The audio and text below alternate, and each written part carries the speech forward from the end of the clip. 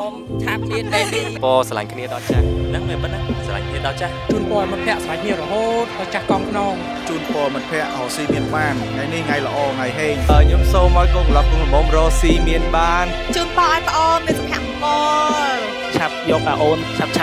នពរឲ្យស្រឡាញ់គ្នាដល់ចាស់ដូចច្រើនហើយកូនក្លាប់សុខូន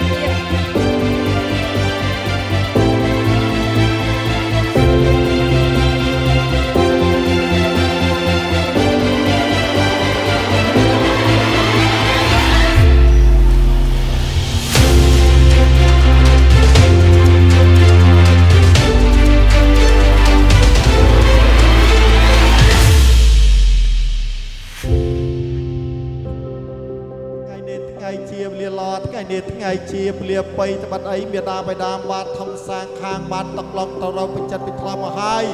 ស្ថិតក្រោមបន្ទប់បដីភាពរបស់លោកជាគុណអ្នកស្រីជួនមេងដែលជាមេដាបៃតាបានធំខាងកូនប្រុសនិងស្ថិតក្រោមបន្ទប់បដីភាពរបស់លោកសុកសុភាពហៅឡងអ្នកស្រីឡែមសុភាហៅពៅដែលជាមេដាបៃតាបានធំខាងកូនស្រីលបានតកឡងទៅរកបញ្ចិតពិថ្លា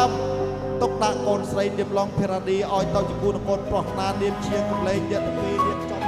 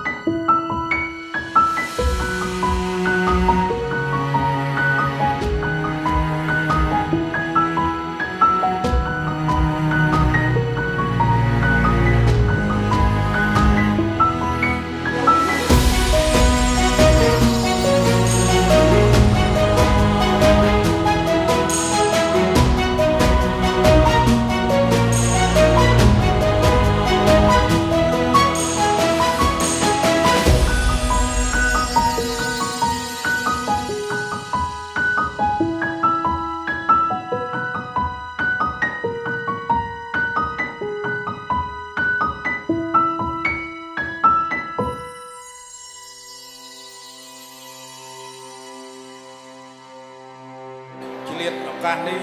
តាំងនាមខ្ញុំជាមេដាបៃតាខាងកូនប្រុសកូនស្រីសូមគោរពនិងថ្លែងអំណរអគុណចំពោះឯកឧត្តមអ្នកអង្គការលោកជំទាវលោកលោកត្រីអ្នកនាងកញ្ញាភ្ញៀវកិត្តិយសទាំងអស់សូម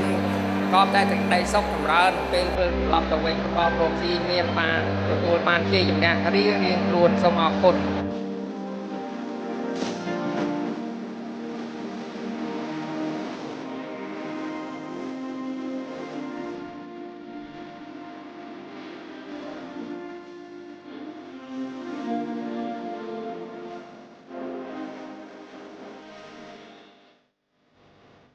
បាទជាបឋមខ្ញុំសូមអរគុណដល់លោកគ្រូអ្នកមីងបងប្អូនទាំងអស់ដែលបានអញ្ជើញមកចូលរួមនិងមិត្តភ័ក្តិដែលមកពីចម្ងាយបងមកពីចម្ងាយទាំងអស់ដែលបានមកចូលរួមកម្មវិធីនៅថ្ងៃនេះខ្ញុំអរគុណច្រើនមែនទែនទឹកចិត្តអរគុណ